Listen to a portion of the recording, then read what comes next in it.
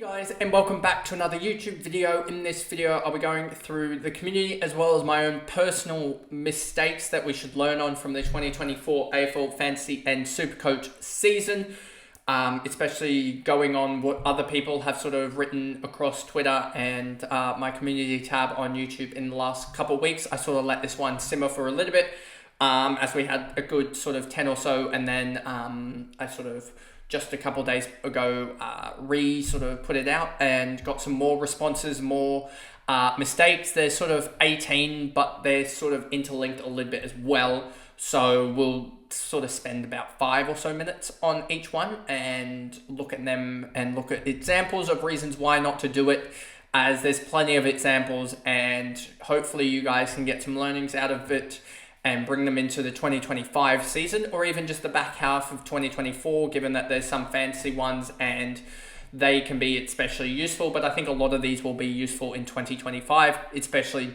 picking teams or just sort of trading in the early parts, especially in the sort of round 6, 7, 8 range. But before we jump into this video, remember to like and subscribe, turn the notification bell on so you know when I upload, and let's get into this video. So the first one that is sort of idea that is given to us by SuperCoach DR, remember to go and follow him on Twitter, is don't sideways premiums early. And this is very much so in fantasy, in SuperCoach in the first couple of weeks, and I will be taking a more SuperCoach line with this, given it's DR's question or statement. The first week or two we saw down weeks from Hayden Young and also Nick Martin, and their stats will be up on the screen right now. They had very down weeks in which they were actual trade targets to get out, even though they had the right role. So the premise of this point here is that don't sideways premiums early. You know that you bought them for a reason. Like Hayden Young, like Nick Martin, they were all bad sort of clanger games. We saw, I think Jaden also put up a stat about Hayden Young and how he'd had multiple clangers in the first 2 games. I think it might have been 10 or 15 clangers in the first 2 games, and he averaged like 2 a game or whatnot. So it was almost an outlier effect. And his first 2 games for 2024, if I look here, were 70 and 62. Aside from that, he's had 4 scores under 100 in the preceding, 11 games. He's had 4 more scores below 100, and he's had a 132. He's had 2 130 games, a 120, and 2 110 games, and then also a further 2 ton games. So he's really shown that he can put it on and score heavily, and he's been one that's sort of on the fringes where you don't really get damaged if he's your D6, whereas other people have, he's sort of in that same situation as Wangadeen Malira, where they're in and around that sort of 6 to 8 range, I believe. Then you have, not Hayden Young, I want to go to Martin here, and to show you Martin, the exact same thing. I fell under this trap as well. I'll be first to put my hand up and say, yep, I fell under this one. Nick Martin, I got rid of after 2 games, I believe, a 63 and a 93, because I thought his break even is way too high. And then aside from that, he's gone under 100 in 4 weeks, and the 3 of those weeks happened to be 11, 12, and 13. His last 3 weeks, I'm not trading him at the moment. There is a little bit of thought of doing that, but in SuperCoach, I'm not trading him. I think he has butchered the ball a little bit in the last couple of weeks, as his fantasy stats don't really line up to, I mean, he had a 97, and that was almost better fantasy stats than the sort of almost a 114 that he had earlier in the year. So I think he butchered the ball a little bit, and he's one that can do that. Halfbacks can do that. So I think one of the things, especially in SuperCoach specifically, is don't trade premiums early, because you're just going to almost, especially early on, you're either going to miss out on other issues, which is other points and mistakes that we'll get to. But it basically, the whole premise of don't trade premiums early is you're going to lead to other mistakes, such as killing your cash gen, which I did early in fantasy, trying to hunt like the Jack Billings and guys like that. So cash gen is king, which is another point we'll get onto, as well as you can fall behind the upgrade curve, which is another point we get onto. If you trade them early-ish, round 1 and 2, you sort of miss out on those early cash geners of the rookies. but you also, it can be outlier performances either way. We've seen it before. So it is almost only trade premiums early if they are injured, I think is the best takeaway from this. The next point is from the Scottfather himself, and it is when you think that you have learnt it all, something else pops up. Now, I think this is almost ideally shown with the recent post by Jaden, who said basically that the numbers of midfielders are coming down year on year, the averages for them. But basically year on year, the average for mids is gone down from the COVID season onwards. Well, even you can go back to 2019 onwards has gone down, even though they were adjusted in 2020.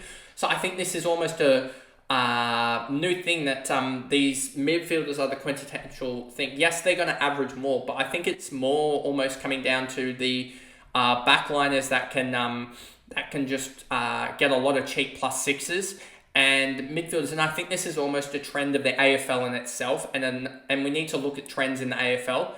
I think midfielders that are more possession hogs are going out of the game. I think it is more, and I've been saying this quite a lot, impact per disposal, I think is one thing that we're going to hear about for the next 5 to 10 years. So I think that might bring fantasy scores down in the midfield. And also one thing that is getting brought back in vogue this year is the absolute need for a tagger. And you're seeing that with James Jordan, Windhager, Chincotta, Jared Berry, just to name the best 4 taggers. And most teams now have a tagger in itself. And I think that will be something that will be developed over the offseason so that every single tagger has one. Look at what Toby Bedford did. At the time of recording, this was the last, this is on the Wednesday between the GWS Port and the GWS Sydney game. He absolutely shut down Zach Butters to the point that it took Zach Butters' frustration out of him and he almost got suspended because of it.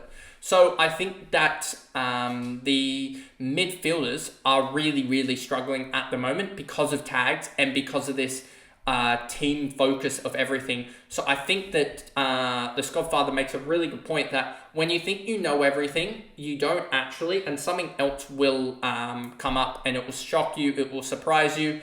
I mean, and it really makes you think about what is your logic each and every year for each decision, and are you almost prepared to? Are you prepared to change your stance on something mid-season or whatever? So I think one of the main ones for me that I think I need to go back and look back is on the ruckman. Am I prepared to to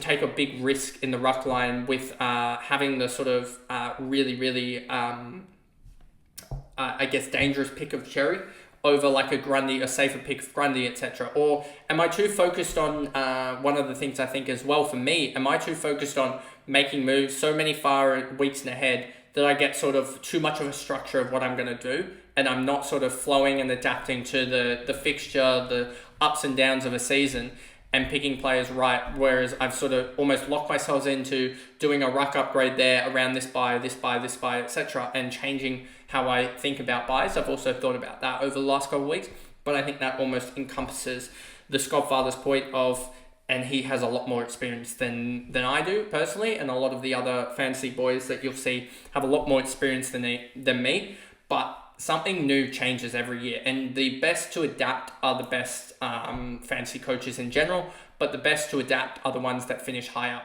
And yes, there is a little bit of luck, we know that, etc. But the best to adapt generally have really good finishes. So that is what point 2 is talking about when you say that there is always something to learn from each and every year. Mistake 3 coming in from Minimonk on Twitter was that you will always get something wrong. I think this is almost encompassing what the Scottfather said previously on point 2, that there's always something to learn. There are many countless mistakes that I have made this year. I mean, you can just look at the ruck jumbo that I was talking about previously in point 2. I don't know, and I'll go through this quickly and try and bring up the stats on how many ruck trades have I made? How many captaincy stuff-ups have I made? I almost made a stuff-up in, there's so many mistakes that you make. So, like the Jack Billings mistake that I made, all these little trades that you go, that wasn't logical about 24 hours after I made the trade. That's the little mistakes that you're going to get stuff wrong, but it's trying to limit the dumb mistakes. And some of those mistakes like going Bontempelli, which we'll get to, in another section of the mistakes video. There are countless mistakes. You are not going to actively miss all these 18 mistakes that are currently in this video. Well, 17 if you exclude this point currently, point 3 about making mistakes. But you're always going to make a mistake somewhere down the line. It is almost, the odds of it not occurring are so low. So I think that just be careful about the volume of mistakes and the almost amplitude of the mistake itself. So I think that is just Minimunk's whole point, is that you can make mistakes, but trying to make them small mistakes and not make them big amplitude mistakes is the main point that he is making. The fourth mistake that I think is made quite regularly is that, and this is very, very similar, almost the exact same thing as what the Squadfather said, but I decided to make it a different segment. It probably will be a shorter segment, is that ideas that work one year won't work the next. I mean, we saw in the last year, there was a lot about the forward line. The forward line was massive last year. And now it's like we're going from absolute, we got 5 plus who did we have last year? We had Butters, Rosie, we had also, you had Flanders at one point, you had Taranto, Canelio, Gordon. You basically had 6 guys there that you could absolutely choose. They would put up big scores, basically 100 each week. The lows were like 80. That was easy. Then next year, and like he points out here, ideas that work one year will not work the next. What are we going to do in the forward line the next year? We don't have 6 set and forget guys there. The set and forget of the ruckman with Gorn and with the ruckman in terms of Gorn and English, is that the best idea necessarily, or was it to go and get because we said for countless years the set and forget ruckman. Was it actually? It probably actually was the best idea, but it was picking the right idea of either a Gorn and Grundy or a Gorn and Cherry. But we all had the idea that, we're going to trade them out come round 5 or round 6 or round 7 and get them to another player like an English or a Marshall. And then Marshall failed, and we're like, okay, now we need to, he might have an injury here. We're going to need to trade again and again. So mistake that is common, I think, is leaning on ideas of last year. Or even you can look at this, and this will be another point, top line players. We all think, they'll just run it back again. So I think that is the main point from Minimunk here, is that things that happened last year.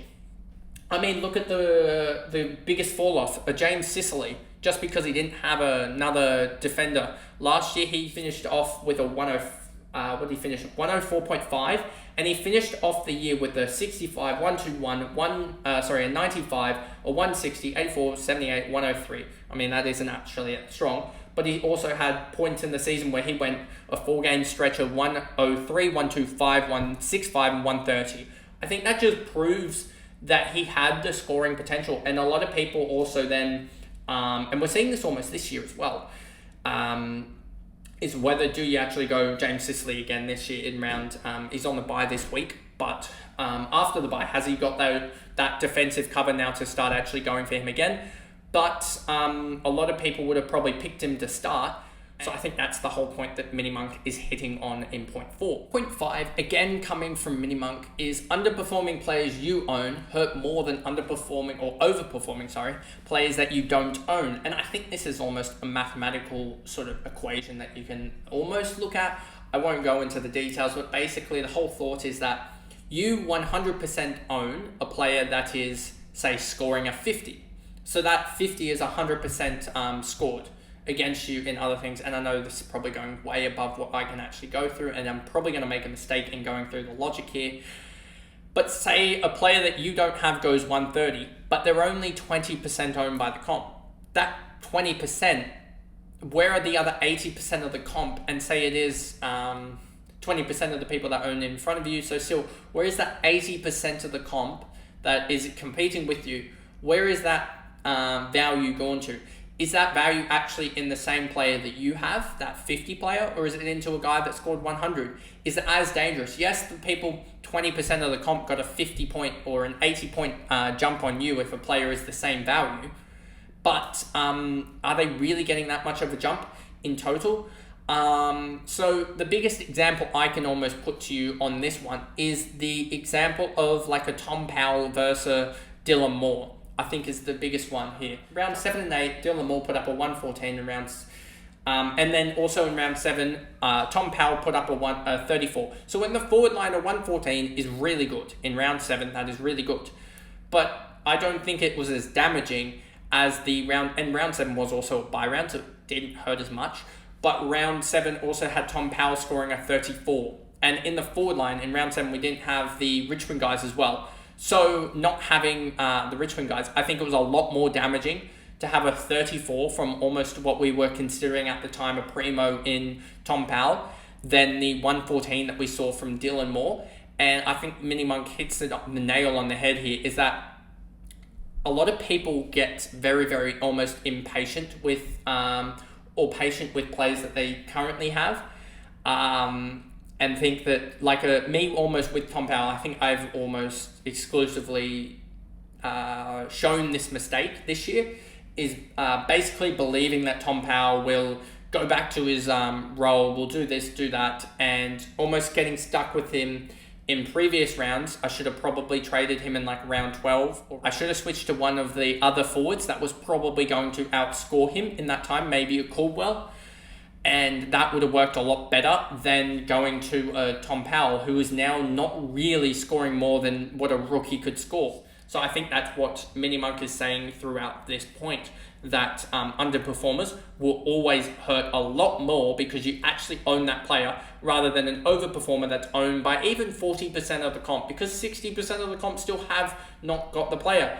And that's the essence with, I think, Isaac Heedy, currently owned by 46%. He's been damaging. I kid you not, he has been damaging. But he hasn't been absolutely damaging to the point of someone like a Tom Powell, who's really scored, I think, something like 300 points in the last like 5 or 6 weeks. He's really fallen off doing that. So I think that is sort of the essence of what Mini Monk is saying here. The last mistake that Mini Monk highlighted was patience is king. This one, I think, is almost an overarching statement across, and it's still, I'm not saying that's bad that it's overarching, but I think this almost encompasses both don't sideways premiums, and also the fact that don't sort of change things very, very quickly, like the ruck debate. Don't pre-plan things to a certain structure and be like, this is what I need to do, this, and this. Patience is better than sort of flipping stuff and then realizing 2 weeks later that, you haven't made the right decision almost in a certain extent. So I think a lot of them could be looking at the Rowan Marshall debate. And yes, I think it was in a certain extent logical to trade him out with the news of what was happening in terms of 6 and 7. But those people that actually held him and held patience with him got massive returns as he went 117, 164, 171, and then proceeded to go 63 and 96. But then he's gone back at 107, 105, and he's currently averaging 111. But if you look at the 5 week and the every span that you have here, he's really averaged a really good ruckman score. It's just that he may have one down week, but he's backed it up by a really big week the next week. So I think that's the thing with players, is that you have patience with them if they're still playing almost to a certain extent. So I'm almost trying to exercise that with Zach Butters and Tom Green, a lot of the guys here, and almost to a certain extent Jeremy Sharp. So it is a balancing act between patience and acting accordingly, I guess. But a lot of the guys that have a down week, 1 week, it will be because of a specific reason, and then they generally get back to what they do best. Like a Lockie Whitfield, we thought, he's not going to be the best after the Swans game, but he's currently on a 5-game run, I can tell you right now. A 5-game 102 and a 3-game 111. Yes, he has the Swans game after this, but you're not going to look at Lockie Whitfield and be like, he's absolutely stuffed. His average is now back down to like 98 after he has a 50 against the Swans. Patience is key, and when he avoids the tag, he probably goes, I think, at about 105, but when he has the tag, he goes at like 50 odd. So patience is key with those guys, of sticking it out long with those guys, not trading them out. I know a lot of people have traded out Hayden Young. A lot of people traded out, who else has gone absolutely big this year? because a lot of people traded out guys early and they've actually rebounded. Errol Gordon, a lot of people had him early. He went 69. I'm guessing a lot of people would have traded him out. He's only had one score below 95 since then. That's another guy that would have been heavily traded out after his, or not started almost to a certain extent, after the 69. Who else here? Let's just look at it. Josh Dunkley's probably one that I think a lot of people that would have traded out of him during the in the buys now themselves in round 15. Let's just look, and I can use the coach's trade out feature, coach's choice, so the trade outs here to figure out who are people not probably sticking out with. You can see here, why are 2.6 people or 2.7k people trading out Nick Dacos? This is probably an illogical trade.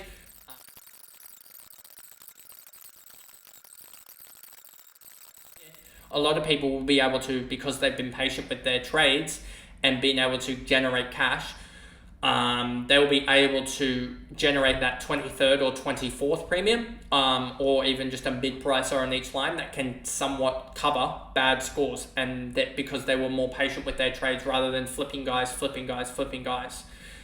So I think that is the point that Mini Monk makes best here. Mistake 7 that I think we see a lot is brought to you by Abdul, which is do your own research, due diligence, dig deep. I think a lot of people look at the fancy major podcasters. I'm not saying that this is me included. I'm saying this is the traders. This is the guys like Bales and other guys like that. The experienced guys. They look at them and they basically make their own decisions, basically fully off that one person. I'm telling you right now, it is near on impossible to basically just give you a trade for you to do completely off what you say in the comments, because I don't know your full team. I don't know the problems with your sides. I don't know the mistakes that you potentially already made or they're making, etc.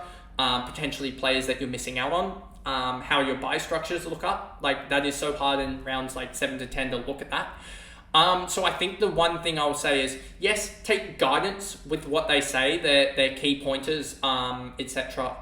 Because generally they are on the money. More times than not, they are on the money. But I think one thing that Abdul really hits hard home here is the own research. Go up and look at your own research. Due diligence, dig deep. Like, for one of the ones, I think midweek, someone brought up a question for me this week was, is Jai Menzie an option?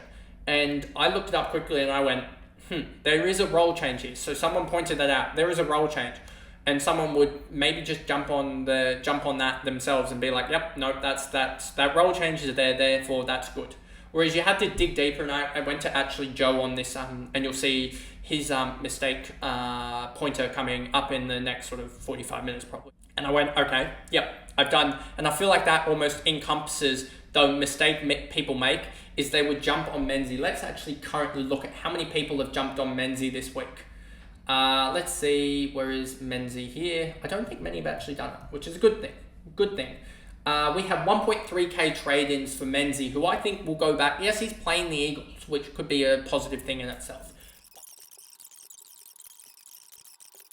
But that's what Abdul is hitting on here, is that do your own research about players. Let's just look at other guys. The position change guys is probably the big ones to look at.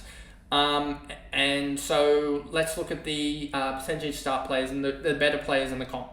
Do your own research about the Nick Dacos one was a big one in preseason, about doing your own research about and finding almost what you're comfortable with, and your own due diligence there with Nick Dacos. The first 5 rounds, he had a really tough couple matchups against Sydney and GWS and Sydney. Then had St Kilda, who tagged him to heaven with Windhager.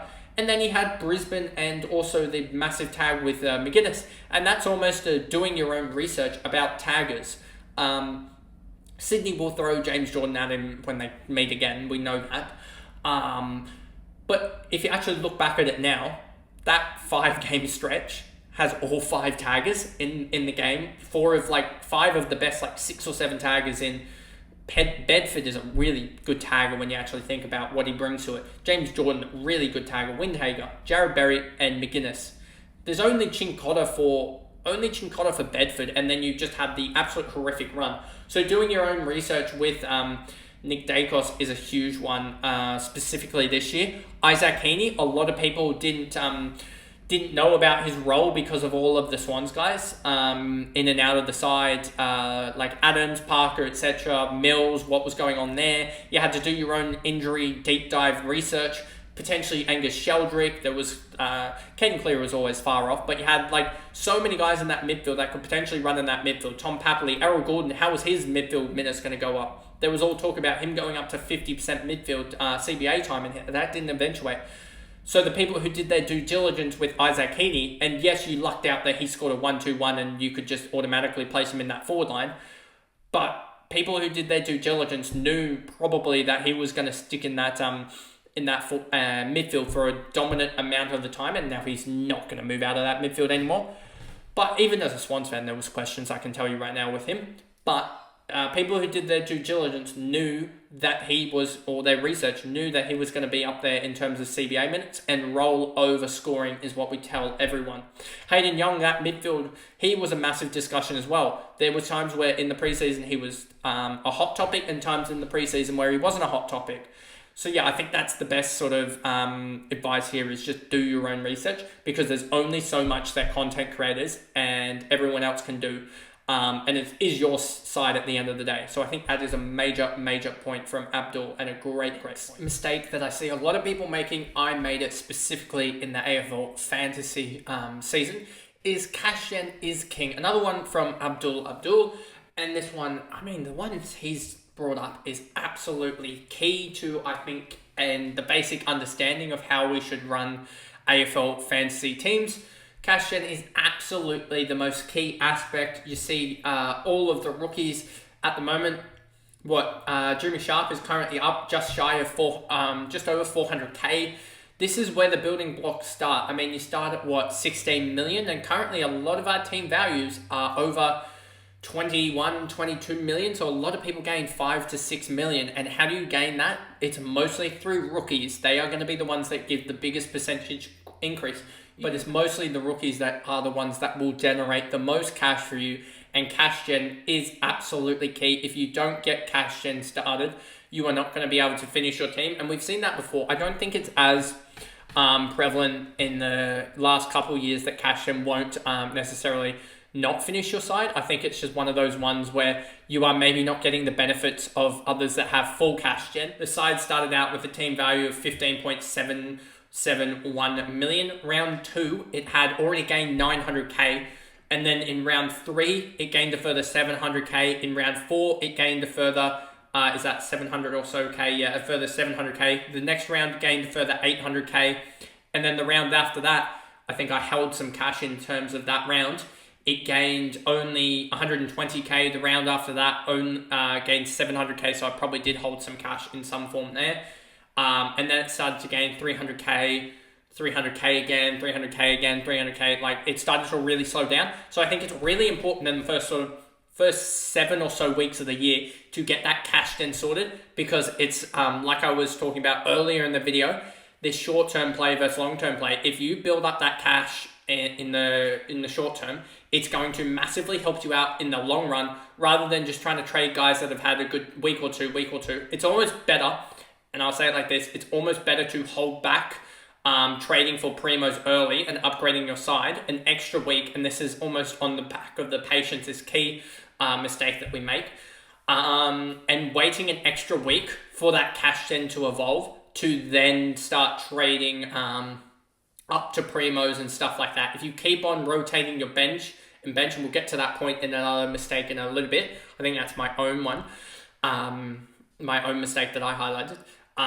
If you keep trading out your bench, you're going to be better suited than just holding on to those rookies, because they become dead and they become really potholes almost in your, especially in these buys that we're currently in, or as the time of recording, out of them. But anyway, I think that is the main point about cash gen is key, and that's a major mistake that happens quite a lot with quite a lot of players, me included this year, in terms of AFL Fantasy. Mistake comes from Dorset Eagle, which is, it's okay to carry cash week to week if you're picking the best value players each round. don't spend all your money. I think this is a huge point, and we see it quite a lot early on with the early on in the season. A lot of people go, yeah, I want to spend 16 million exactly on the dot or around about that money and not actually give myself any leeway in case anything stuffs up. And something that you would have heard me play this game last year is what I call the break-even game, where you're almost hoping the guys that you want to trade in do worse than the guys that you want to trade out so that you can get them the next week. It is the weirdest conundrum, and it almost doesn't even make logical sense. But if you keep on spending all of your money, you almost put yourself in a hole where you can't, it's really hard to upgrade, especially in the first couple of weeks when you have guys that are like 400k and you're trying to hunt a 700k guy up to like a 900k or something like that. You're trying to upgrade that mid-pricer. It's really hard to do unless you have 50, 60, 70k, because then instead of getting a guy that's on 230k, you're getting the guy that's debuting, and that can really start to, like I was saying with the cash gen is king, you start missing out on those guys that are going to really hit the cash gen in their second game rather than the first game. The second set of trades that I did was get Riley Bonner and Jack Billings. Riley Bonner, a smash pick, but instead of getting Jack Billings because of his 140 score, I really should have been looking at that and thinking, can I hold cash here with and not get Jack Billings and get someone else like a rookie or something like that who's about to make a bulk load of cash? And can I make that move instead of a Jack Billings and wait a week or two with Jack Billings just to confirm that he was actually going to score well? He did end up scoring a 70, and I believe he went up in cash that week, but I don't believe he went up too much, and I think that left me with not too much left in the kitty to make trades the week after. And yes, I stuffed up my trades because I think someone was out late or whatever, so I stuffed up and I grabbed Mana, who proceeded to, I don't think, play ever since. He hasn't played actually since. He got dropped, and that was kind of a problem. But I think that what the points here is that it's okay to carry cash, and I think that is a massive point there. I should have been able to carry cash from the week before instead of grabbing up the Jack Billings, and I probably would have been able to make a better trade there and grab onto someone else rather than the trade that I did in the end was Massimo and then Shaw Mana. I probably would have been able to actually trade in Massimo and get in another rookie rather than the Shaw Mana rookie that I'd actually gotten into. I think that would have been a lot better, but because I was so strapped with cash, I only think I had like 225k. I couldn't get that like 240k rookie that had the really good break even. So I lost out on a lot of cash gen because I didn't carry cash the week before. I think that's what happened. I'll have to go back and look it over. Carrying cash can actually, I think it's one of those ones where it can actually help you, and it's a big point because it can almost help you avoid a lot of these problems, because it helps you to a certain degree to avoid cash gen is king and making that mistake of lacking cash gen. It can help you to be patient and not make moves, and it will help, especially down the line, with a couple of other mistakes that a lot of people make, which is trying to sneak peek here, trying to get the players in really, really cheap. Those 700Ks that look really good L3s, that is another mistake that I think if you carry cash, it's a lot easier to get out of those mistakes as you get the 900Ks that are good premos, not this almost fake premos. But anyway, I think that was a massive point from Dorset Eagle, and a fair play for them for commenting that. Number 10, and we start to get into a couple of my next mistakes that I sort of highlight quite regularly. I think the number 10 mistake that we see quite a lot, especially in preseason, is overhyping general year-on-year improvement, or that sort of year 3 breakout. You hear that a lot. You hear the sky is going to have natural progression, I think is the word that we hear quite a lot. And one of the guys that we heard this year, and I think he is to a certain extent coming into that, is George Wardlaw. We said, he's going to jump up, and I will get Footy Wire up to show you the average jump up. Another guy that was a massive sort of supposed improver year on year was George Wardlaw. In his 2024 campaign, he averaged 79.4 to this point. He averaged 65 in 2023. That's a jump of 14. That's not really that good. Another guy that we would have, and I think this almost exemplifies this, is the likes of Jai Newcomb here. If we just bring up his stats as well. Jai Newcomb here in 2024 has averaged 83.4, a drop of 10 points per game. In 2023, he averaged 93.3, which was up 5.8 on his 2022 numbers of 87.5, which was up 27.5 on his 2021 number of 50 average. So you sort of see, especially because 2021 was the mid-season draft, so he was in his second preseason, well, effectively his third preseason. This was effectively, you could almost say, his third year, to a certain extent, third full year. You would have said third year breakout almost. He's going to be the one that can jump from that 90, sort of, what was he priced at? I think 830k. Maybe he can jump to that sort of top 10, 15 range. So I think this is a massive, massive point in that you can jump onto players, but if you own them and they fail and they're a pod, it's going to really, really, really hurt you. So I think I'd much rather jump on these guys. When I'm doing my sort of research and stuff like that, I look for guys that have had team changes, guys that have injury. There's different types of value, and I'll do a whole video on value in the preseason next year about this. And I'll write up a whole script, etc. on that. I'll do an actual edited video on that, and that'll tell you what I look for. But basically, what I'm looking for, I may take a punt on one or two guys that have sort of this breakout year sort of talent. I'm going to probably do it in the AFLW with Montana Ham.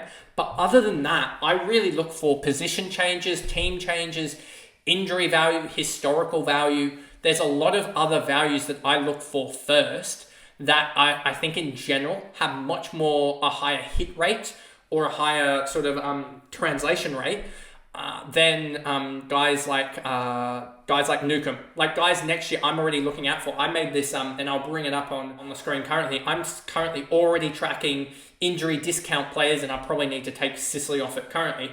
But you guys like Coleman, Millerer, Track is probably going to be on there now that his season is cooked. Track's going to come in next year at, let me just check. Track's going to come in here next year at 90. And I don't think he'll get forward status, but 90, that's definitely a buy. Oliver as well could be interesting with the full preseason, whether you say historical value. But yeah, I just think that a lot of people try to pick the next big star almost out of those sort of 21, 22-year-olds, where it's better to just go who's had a discount almost on their year, or discount on their best, I think is the best way to look at it. The next mistake that I have for you that a lot of people do, I did it this year to a certain degree. I didn't do it fully, but I did it to a certain degree. And this is mostly I'll go through with Bontempelli, is starting top of the line players because of previous year's FOMO. You would have seen a lot of the debate around Nick Dacos, and the part of the reason why I initially was a Nick Dacos in was, he might be able to get away from us if he has a really good game or something like that, to a certain extent that I will never be able to get to him. I have FOMO over previous years. I think it was last year I didn't own him for the first 8 or so rounds again because of stuff, and it really did hurt me. Bontempelli, I think the same thing was almost said there. If he gets off to a good start, he could get up to 1.1, 1.2, 1.15 million, and that's almost impossible to get to. A lot of people did it with English. They said, oh yeah, he's not on a buy, he'll do it, he'll just back it up again. I think it's almost like you're trying to points chase from last year. Those points that Bontempelli put on, the points that Errol Goulden put on last year to the end of it. He went on a massive run of like 120 plus for the last 8 rounds or something. The fear of Tom Green as well, when he was going nuts last year as well, when he broke out and everyone had him in their side, and they were like, I don't want to miss out on it this year, especially with the early matchups, etc. When, if you actually think about logically, and I think this is a huge thing that I've really taken out of it again, and a mistake maybe 2024 only with the opening rounds, has been, it really actually isn't that valuable to have any premos on the early buys. It really actually wasn't that valuable. There was, I don't think, any premo that was valuable to have on the early buys that actually did well, other than probably Heaney is the only exception to the norm. And you could almost say Heaney is a mid-pricer to an almost extent. So it's almost like those 720, 730k or below. those sort of high-end mid-prices to mid-prices and rookies are really valuable because they get that extra price rise early and you can get out of them. But anyone above that is very, very hard because they have to catch up a game because the game doesn't count. So I think that was one of the reasons that one of the traps I fell into, and really looking for those guys that are maybe actually a little bit more value rather than the top of the line guys, because the value guys are the guys that do it, that get you more points effectively, can spread more points out in the field, etc. Get you those better bench players that are cash gen guys rather than top of the line guys. But the main point out of this is starting guys that are top of the line can be inducing a little bit of FOMO. Number 12 mistake that I think is so common, I did it and it sort of contributed to my season falling apart, is this, and it's similar to mistake 9, which was the Dorset Eagle carrying cash each week and sort of people that don't do it, as well as mistake 5, which is underperforming players you own hurt more than overperformers players that you don't own. So what are we up to? Number 12 is trying to go for those 700k guys because of history or good last 3 average, rather than the absolute premos to save cash and upgrade quickly. What I mean by save cash is being able to go, I want 2 700kers rather than, or a 700k and a 650k guy, rather than, oh yeah, I want $1 million and then I also want the other 230k rookie or whatever. I think this is best exemplified when I got Clayton Oliver, but then also when I got Jack Billings. Those 2 weeks, I tried to get 2 mid-prices in. Round 9, I got Dylan Moore and Clayton Oliver in. He is basically burning about 20 to 30 points per week to a top-of-the-line midfielder. Isn't really what I envisioned out of him, given that he had come off of a week of, I believe, a 106. He looked really good. In reality, I think Clayton Oliver, I could have waited another couple of weeks and waited for him, and I could have just gotten Dylan Moore and another rookie, and then saved a lot of cash to do something the week after, which would have been like almost 2 rookies and get them up to something big. I could have done so much other stuff other than getting Clayton Oliver in. I could have gotten a massive midfielder in rather than getting Clayton Oliver and Dylan Moore in or something like that. Even to a certain extent this week, I can tell you right now with the coach's choice, this is happening a lot this week. You have Zach Merritt, you have Christian Salem, Zach Merritt isn't what I was saying, I'm just saying the top traded. Chris Salem, the second most traded in player, 6.8k, he is 706k. Brown is going up because he's a rookie. Sam Walsh isn't, that's not what I'm talking about. Connor Rosie, 712k. People are expecting a sort of Oliver-esque turnaround there. Alex Sexton, 740k. Another guy that has a lot of troubles and could be out the next week. Sort of almost similar.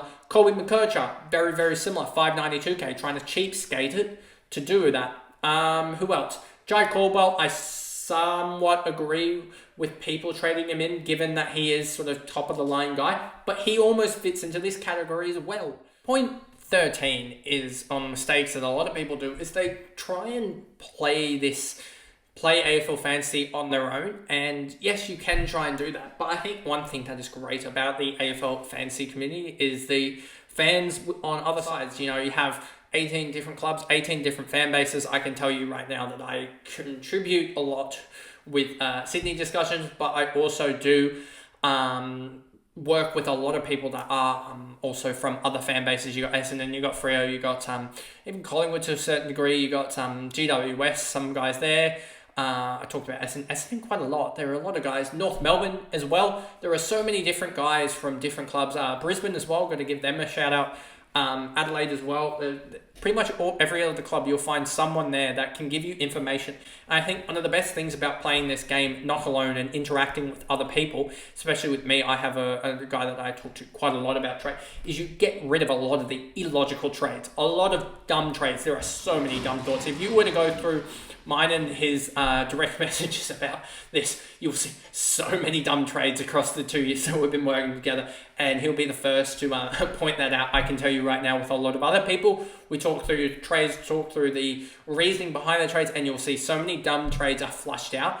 And dumb trades are ones that basically, I've said here, previous mistakes are made, and you see here with the I wish I could have flushed out the Clayton Oliver mistake, the Jack Billings mistake, those ones I wish as well, but you catch almost twice as many as those.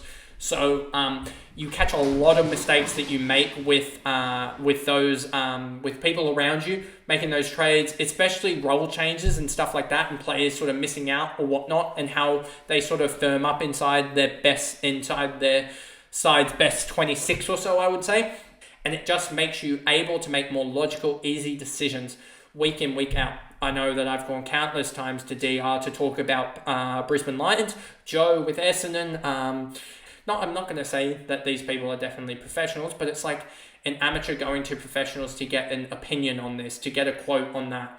It's not going to get you the definite answer, but it's going to get you a damn well close answer to what you want. So I think that is the main point takeaway, is don't play this alone, play it with other people, because you're going to meet amazing people, but you're also going to be able to make a lot more logical decisions. So all this, that I think fans can help you a lot from different clubs about trying to, because it is 18 different clubs, and you probably know 1, 2, 3 clubs pretty well. You don't know all 18. It is very hard to know all 18. So I think you go to a lot of different things, forums and other people talking face to face. I know I talked to Pommy about, even just recently, about what is Elijah Holland's position, because I want to know what is Pickett's position, etc. For other people like the Melbourne fans, etc. I went and talked about that, and I got really good responses. That is the simple thing. You can do that, and it also helps your research. It makes it a lot quicker. So you can do that, and you can get better opinions about it very, very easily. So I think that is the best thing to do, is to talk to others about it, and to talk with in constant dialogue with maybe 1 or 2 other, like a group. I know a lot of people have Twitter groups, Facebook, etc. Groups, they bounce ideas off each other, because you catch another couple of good ideas. Players maybe out of the woodwork that you wouldn't have picked up if you were on your own. So I think that's as simple as that. I think you would have seen that early on in my year 1, 2023 AFL Fantasy. I did it on my own to a certain degree, and was on maybe forums, and it didn't work as well as someone in person, just being able to take screenshots of sides, etc., etc. And it's been a lot of fun. It's been a lot of fun working alongside other people as well. So I'll just say that. Point 14, mistake 14, comes from Joe from the Centre. Prices you bring in as stepping stones just can put you further behind in the upgrade cycle.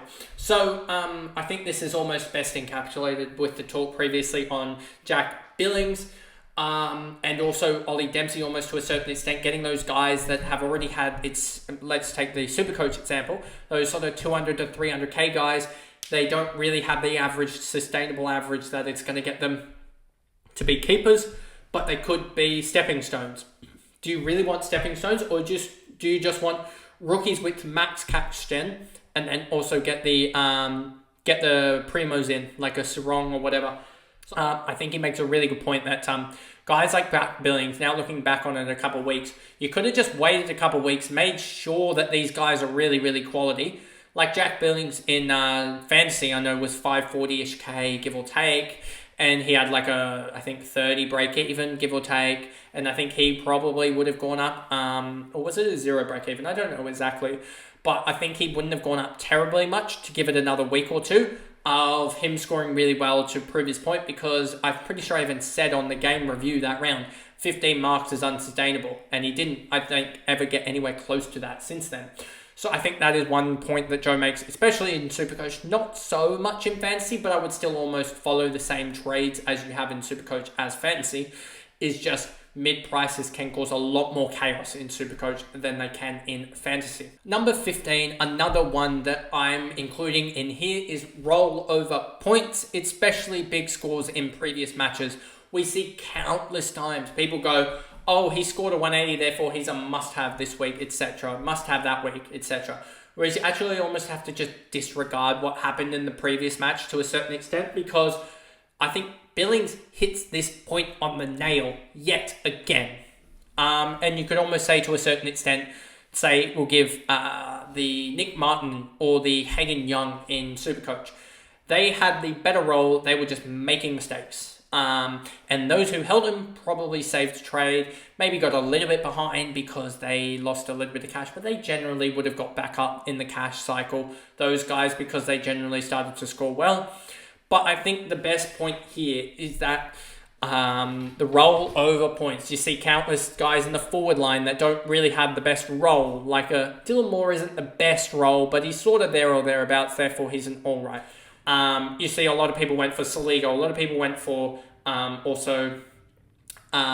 they went for the likes of a Caldwell and I think a lot of that Essendon midfield when they had really bad rolls. Even a Shea Bolton was gotten quite a lot when he didn't have the best roll. So yeah, it's roll over points every single time. Point 16, mistake 16 comes in from Freo Tragic here, and it is bench hygiene both in SuperCoach and AFL Fantasy. It's don't be afraid to move on dead rookies as they pile up and hurt you in the bye rounds. I think we've talked about this a little bit. I think this is an absolute crucial point, and I think this can almost have a whole video itself on it that I may do in the preseason itself, because we are, I think, running out of a little bit of time on this. But I think this is crucial. Like, you look at my side currently.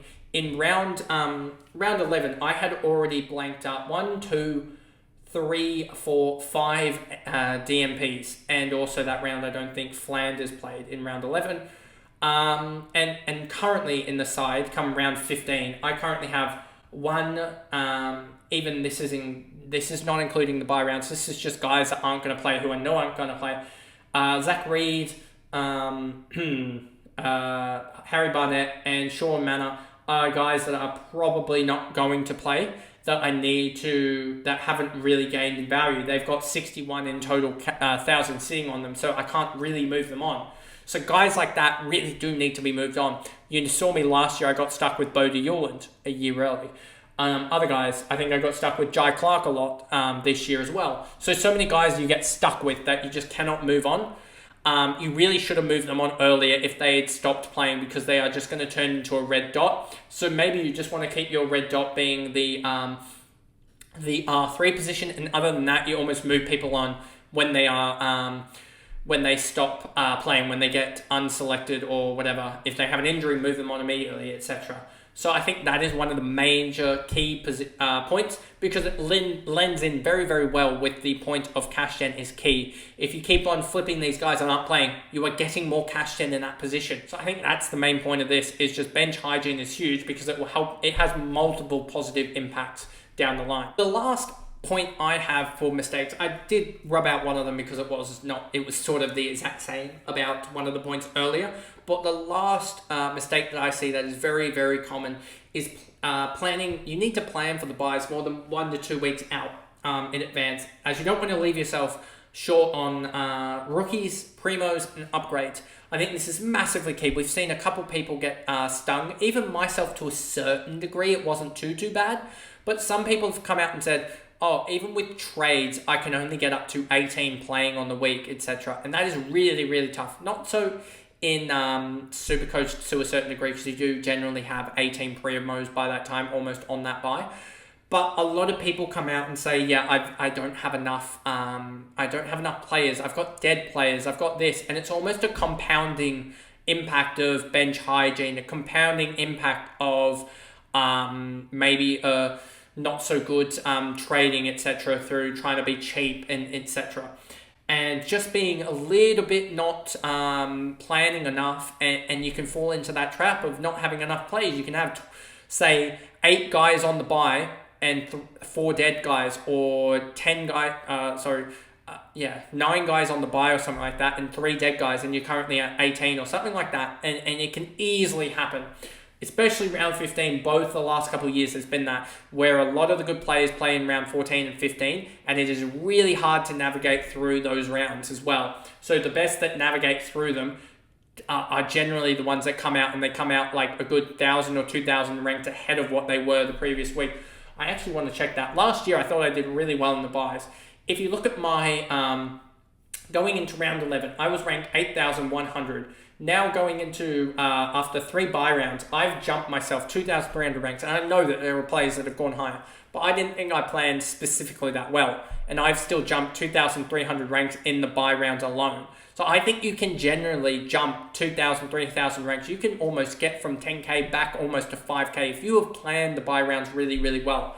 So yeah, I would just say to people is that plan when you want your rookies. I think Sharp is the biggest. Jeremy Sharp is the biggest rookie this bye round, even though he had a stinker in round 14, because round 15, he can come up the saviour, put up a 105, and we'll know that by now. But he can put up a 105 in round 15, and he will look like an absolute saviour, even completely different in terms of value to the squad than just him going 60-60. Because it just is such a phenomenon with the 18th and 19th scorer that he'll be such a big gap. He'll have lost maybe 5-10 points for you in round 14 with his 15, but he'll gain a good 40 points in round 15 if he goes 105. So I think that's the thing with Jeremy Sharp, is that because he's available and he was on in that round 13 bye, he was on the bye in round 13 with only 2 teams, he's one of the best rookies to have during this bye, especially if he pops off. If he does go another like 15 or get dropped or something like that, then this sucks. But this is before team news in another sort of hour and a half. Upgrading during the buys as well. A lot of people do buy flip. I don't necessarily agree with that. What have I done in these buy rounds? I did flip Steele last week to Jordan Clark, but then I did still get another upgrade of Moyle and Closey back to Brodie Grundy. So I still did one upgrade in that round as well as a buy flip. So yeah, that is pretty much the video there. I hope you guys enjoyed that. It will take quite a while for this to come out. It's recorded on a Thursday. Probably going to come out in about a week's time, just with everything, just because of all the editing side things that need to be put on the screen for you guys, the pop-ups, etc. I'd like to give a big shout out to everyone that was involved with this, with all of their sort of mistakes themselves they put in the under that initial tweet, and everyone that has helped me across this fantasy journey just to almost find the mistakes that I make in general and trying to make them happen way less often, and hopefully 2025 can bring me some better decision making, I guess, in a sense. But anyway, hope you guys enjoyed the video, and I'll see you guys in the next video, whatever it is, whenever this is recorded. Uploaded, I guess, in a sense. Bye, guys.